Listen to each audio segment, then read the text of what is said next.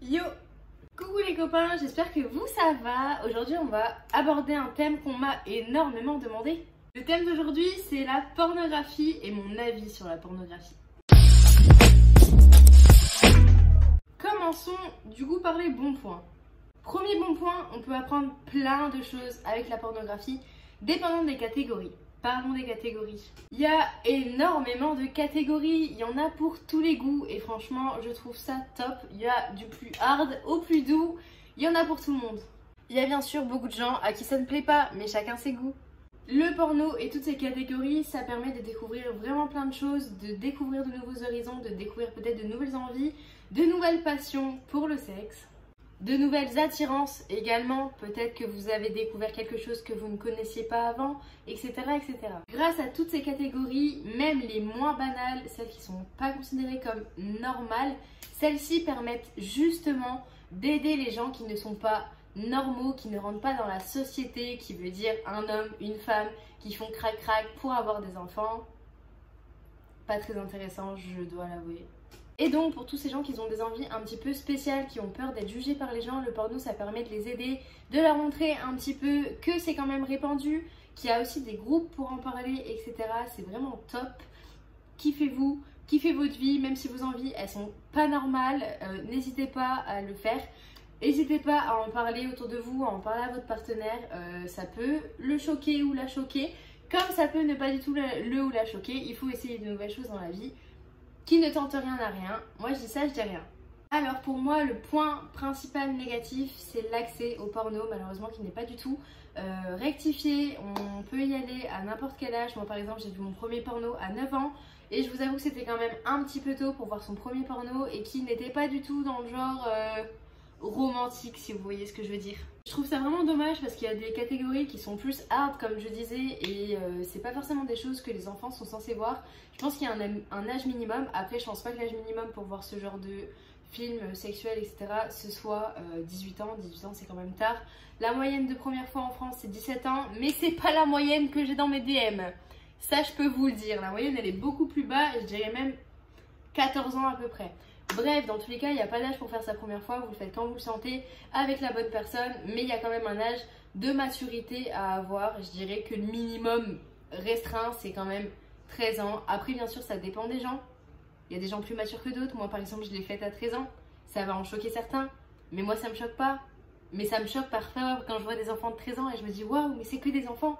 Donc franchement, la maturité, ça dépend de personne en personne. Soyez juste sûr de vous. Sûr de la personne avec qui vous le faites, il faut que ce soit une personne qui vous respecte un maximum, c'est très important.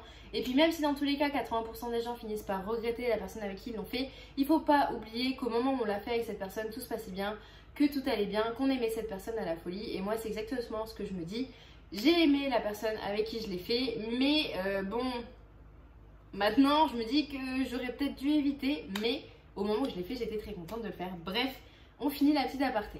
Donc voilà, premier problème, l'âge. Second problème, les complexes que ça donne. Il faut vraiment se rendre compte que les films porno, ce ne sont pas du tout la réalité, loin de là. Je parle pas forcément des films porno amateurs, puisque là c'est plutôt naturel, etc.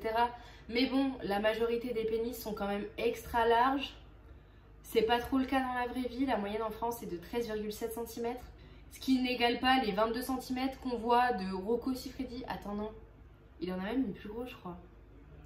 Bref, on peut donc s'accorder, je le pense, sur la taille des pénis dans les films porno qui sont extrêmement grands et larges. Il faut savoir que les acteurs sont choisis pour cela.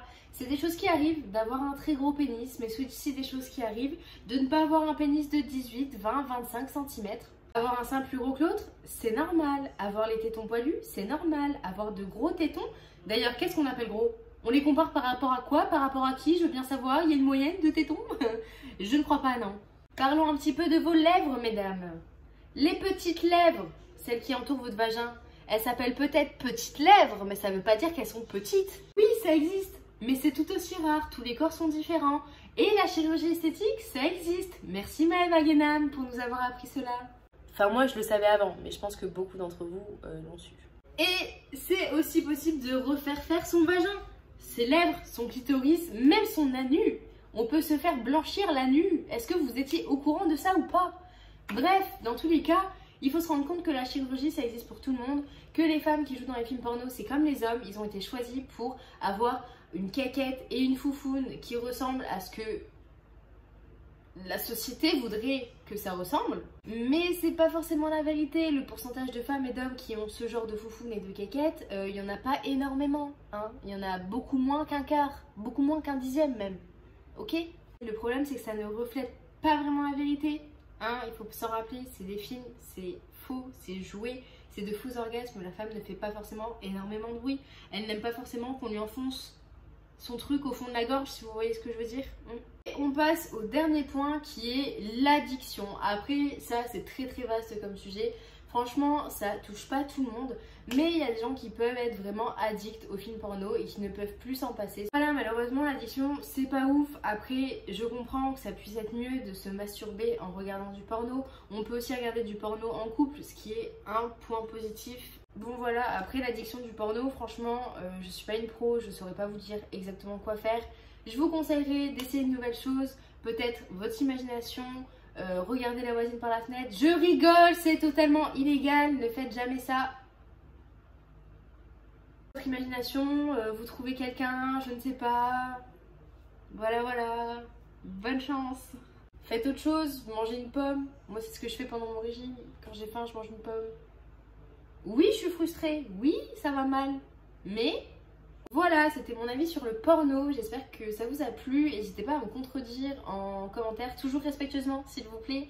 On fait les choses bien, on est cutie par ici, on a des petits ours en peluche, des petits lézards en peluche, des Emma de dos. Je vous fais de gros bisous, n'hésitez pas à vous abonner pour ne rien rater sur cette chaîne incroyable. Activez les petites notifications pour quand je publie une nouvelle vidéo. Suivez-moi sur Instagram. Je vais vous mettre mon Insta en bio. Comme ça, pour ceux qui viennent de YouTube, vous pourrez avoir mon Insta. Je fais des questions-réponses en story pour vous aider, pour vous répondre le mieux possible et le plus rapidement possible. Parce que les DM, je croule sous les DM. Je suis vraiment désolée à ceux à qui je n'ai toujours pas répondu. Des fois, je vois message envoyé il y a 52 semaines. Je me dis, ah, mais si je réponds maintenant, ça sert peut-être plus à rien. Bref, gros bisous à vous. Lâchez votre petit like, votre petit commentaire. Je vous aime, à la prochaine.